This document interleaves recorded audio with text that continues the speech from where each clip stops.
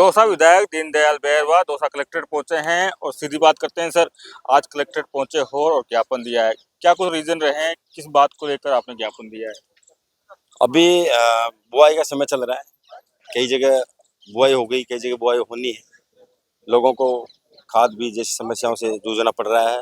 विशेष तौर पे आज हमने जो ज्ञापन दिया है उसके अंदर जो दिन में लाइट देने का सरकार ने वादा किया था, कांग्रेस सरकार में तो बिल्कुल रेगुलर दिन में लाइट थी। कई बार भी जो बीजेपी की सरकार का 1 साल का कार्यकाल था उसमें भी अच्छी लाइट दी थी इन्होंने। लेकिन अभी जो 2 साल पूरे हो रहे हैं, किसानों को दिन में लाइट न दे के रात को लाइट दे रहे हैं। उसमें भी बहुत सारी कटौतियां कर रहे हैं। कहीं लाइनें ठीक नहीं है, कहीं तार झूल रहे हैं। ऐसी बहुत सी समस्याएं हैं जो आज कलेक्टर साहब को हमने मिलकर ज्ञापन दिया है। किसान भाई मेरे साथ थे और कलेक्टर साहब ने आश्वस्त किया है। उसमें करोड़ीलाल जी हमारे यहाँ पे जो कृषि मंत्री है उनको भी हमने निवेदन किया है, अगर आपका दोसा है, आपकी जनता है, आपके किसान लोग हैं, आप थोड़ी छापामारी, थोड़ी आप दूर दराज करते रहते हो कहीं भी पूरे राजस्थान के अंदर, थोड़ी यहाँ पे भी हमारे दौसा किसान भाइयों के लिए खाद बीज के लिए छापेमारी करो ताकि उनको टाइम पे मिल सके और टाइम पे लाइट मिल सके। इनके अधिकारियों पर छापेमारी करो जो लापरवाही कर रहे हैं। लापरवाही कर रहे हैं, लेकिन सर जिस तरीके से अभी आप ज्ञापन लेके आए हैं, लेकिन कुछ ना कुछ कमी विपक्षीय रूप में भी दिखाई दे रही है कि कांग्रेस अपना जो काम है विपक्षीय रूप में नहीं दिखा पा रही है। नहीं नहीं, देखो ऐसा ऐसा कुछ भी नहीं है। आपको किस तरीके से लगता है?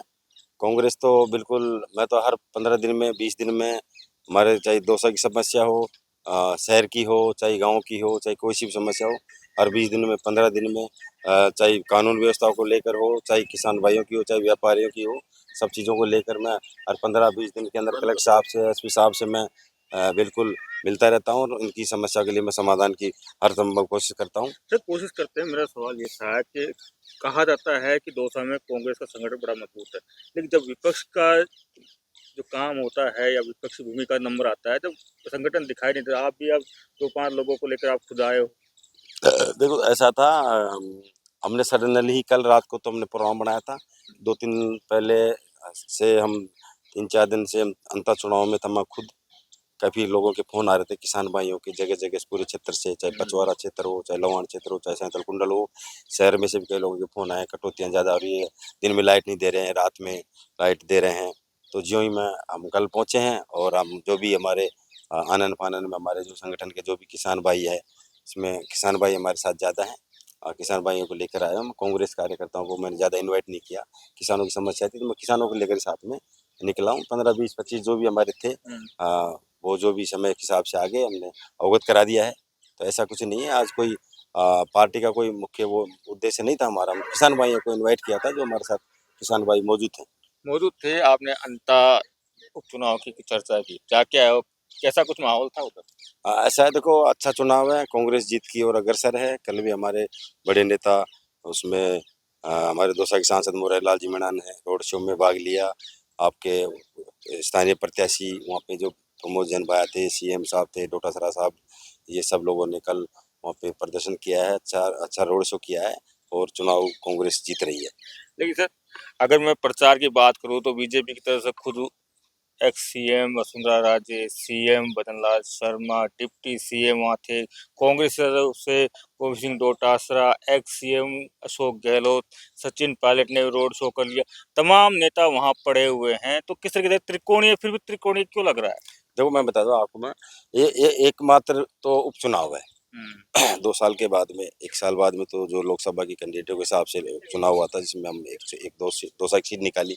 उसके बाद अब एकमात्र चुनाव है जो अभी अंत में होने जा रहा है। उसमें क्या, इसमें तो सीधी सी बात यह है कि एकमात्र चुनाव तो दोनों पार्टी अपना दमखम लगाना चाहेगी, क्योंकि आने वाले 3 साल बाद में फिर चुनाव है तो ये दिखाना चाहते हैं कि भाई सीधी सी बात है, अगर कांग्रेस जीतती है तो स्वाभाविक है, पता पड़ जाएगा लोगों को भाई सरकार ने कुछ नहीं किया। और बीजेपी जीतती है तो ये अपनी उपलब्धियां जो बता रहे हैं वहाँ क्षेत्र में जा जाके, हमने 2 साल में ये किया, वो किया, ये किया, हिंदू मुस्लिम किया, वो किया, ये किया, ये चीजें। इसमें रोचक मुकाबला तो नरेश मीणा ने बना दिया। मामला इतना गंभीर है कि आप कई बार तो ऐसे लगता है हमको कुछ भी हो सकता है, लेकिन ये है कि हम दौड़ में सबसे आगे हैं। आगे हैं, लेकिन कुछ बयान का मैं जिक्र करता हूँ। अशोक गहलोत ने कल नरेश मीणा पर तुम्हारी हमला बोला, उनका मेरे पास आया था, युवा है, मीणा समाज को टारगेट किया। तो वहीं वसुंधरा राजे ने कल जो सीएम है भजनलाल शर्मा, उनके ऊपर एक बात की कि जो कहा कि रोडवेज बसें अंदर नहीं आती है। तो किस तरह के देखते हैं कि कहाँ का चुनाव कहाँ उस पे चला गया है? देखो ऐसा मैं बता दूं आपको, मैं ये जुबानी जंग तो स्वाभाविक बातें हैं कि नेता बोलते हैं। गहलोत साहब तो हमारे 3 बार के सीएम है, बहुत सीनियर नेता है, सीनियर नेता है। उन्होंने पहले भी अपनी मीडिया के सामने कही थी कि भाई नरेश को संयम बरतना चाहिए।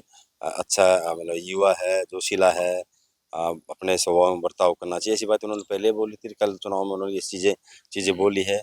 भाई कई चीज़ें बोली है जो उनके हिसाब से ठीक है। जो क्योंकि वो तो बहुत सीनियर नेता है, उन्होंने बोला होगा सोच समझ के कुछ तो बोला होगा। जो मीणा समाज की बात करते हैं तो ये बात स्वाभाविक बात है। मीणा स्वभाव तो कांग्रेस वोटर तो कांग्रेस का ही है। मैंने भी यहाँ चुनाव लड़ा है, मेरे को 25 से 30% मीणा ने वोट डाला है, तो ये स्वाभाविक बात है। वहाँ भी उम्मीद है कि जैसा भी गहलोत साहब कह रहे हैं, मीणा कांग्रेस को वोट डालेगा। प्रतिष्ठा किसकी दाव पे है, भजनलाल शर्मा की, गोविंद सिंह डोटासरा की या फिर नरेश मीणा? देखो ऐसा है, मैं बता दूं आपको, मैं इसमें गोविंद सिंह डोटासरा हमारे प्रदेश अध्यक्ष हैं ही, लेकिन स्वाभाविक बात है, स्वाभाविक बात है। उन्होंने जो सोच समझ के जो उनके जो आज प्रमोद जैन भाई को टिकट दिया है, तो प्रतिष्ठा तो स्वाभाविक बात है, प्रदेश अध्यक्ष के नाते उनकी उनकी दाव पे ही है।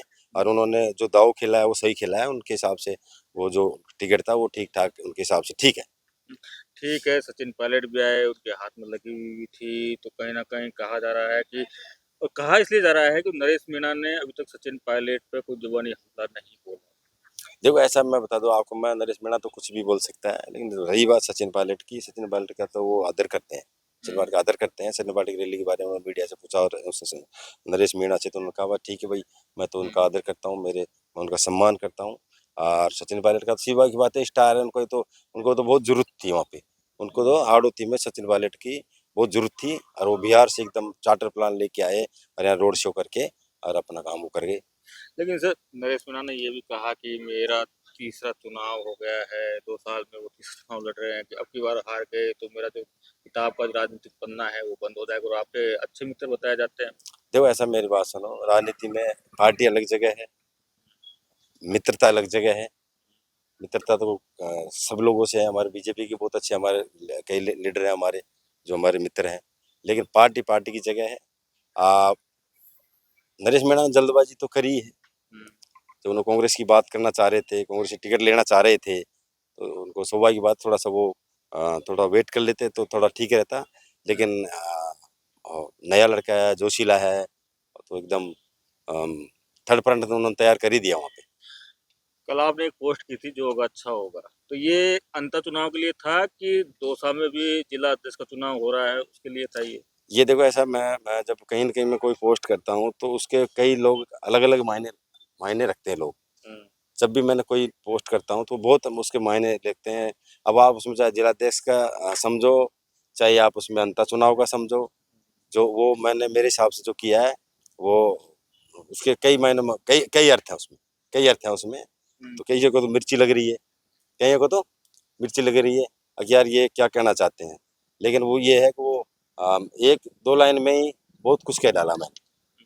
2 लाइन में कुछ तो कह डाला, लेकिन अब उनका चुनाव तो हो जाएगा। लेकिन जिला अध्यक्ष का जो चुनाव है, जो आपका जो संगठन सर्जन अभियान जो चल रहा था, बात हुई है नेताओं से किस तरह का क्राइटेरिया है, किस तरह कब तक करेंगे? क्योंकि बेचैनी कार्यकर्ताओं में है इस बात देखो को ऐसा लेकर। मैं बता दूँ आपको, मैं जिलाध्यक्ष की दौड़ में लास्ट में जो जो हमारे जो ऑब्जर्व हैं, हमारे जो नेता हैं, उनकी सबसे मीटिंग हो गई ऑब्जर्व के साथ में, और उन्होंने जो 3 नाम फाइनल कर लिए हैं उसमें से मेरा तो शुरू से मैं ये कहना चाहता हूँ भाई, हमारे जो रामजीलाल जी जो हमारे जिलाध्यक्ष हैं, वो 10 साल अब रह लिए, बीच में रह लिए, किसी अन्य चेहरे को जिलाध्यक्ष बनाया जाए। मेरी ये इन नेताओं से भी मैंने बात करी है, मैंने हमारे पायलट साहब से मैंने बात करी है, टोटल सब लोग से मैंने बात करी है कि हमारे यहाँ पे जिलाध्यक्ष कोई अन्य अन्य दिया जाए, ताकि कांग्रेस में एक नई ऊर्जा का सर्जन हो। सर्जन हो, लेकिन किसी जी एक आम चर्चा ये है कि अगर जिला अध्यक्ष रिपीट होते हैं, जो कार्यकर्ता हैं जो कई सालों से इंतजार कर रहे थे, उनमें कहीं ना कहीं एक रोष व्याप्त हो जाएगा, इसका भी डर है क्या कांग्रेस को? देखो ऐसा मैं बता दूं आपको, मैं ये तो नेताओं को सोचनी चाहिए, स्वाभाविक बात है, परिवर्तन तो बिल्कुल समय के साथ परिवर्तन होना चाहिए। आज यहाँ पे देखो उपचुनाव में दो की बात करें, एक परिवर्तन किया तो हम 7 में से 1 जीते। हमने परिवर्तन किया, कांग्रेस ने परिवर्तन किया, उसमें मुरारलाल जीते, पायलट साहब थे, गहलोत साहब, सारे नेताओं ने एक परिवर्तन किया। तो ये आप एक सीट निकाल के ले गए, बाकी आपने देखो परिवर्तन नहीं किया तो अपने कहीं न कहीं माइनस में रहे। जिलाध्यक्ष तो बहुत बड़ी पोस्ट है, जिलाध्यक्ष में परिवर्तन समय का डिमांड है। बुजुर्ग आदमी हो गए, पुराने हो गए, अच्छा काम किया है, स्वभाव के अच्छे हैं, उसमें कोई दोष नहीं है। लेकिन समय के हिसाब से जिलाध्यक्ष बदलेंगे। मैंने सब नेताओं से बात करी है और ये शायद मैं बता दूं, शायद पूरे जिले के कार्यकर्ता ये चाहते हैं जिलाध्यक्ष में दूसरा हो। अब उसमें किसी को बना सकते हैं, ये कोई हमारी कोई शर्त नहीं है, उसमें हमारी कोई शर्त नहीं है, किसी को बना देंगे। ये बनना जरूरी है। यस। तो ये थे दौसा विधायक दीनदयाल बैरवा, जिन्होंने हमसे खास बातचीत की है। संदीप मीणा, दौसा।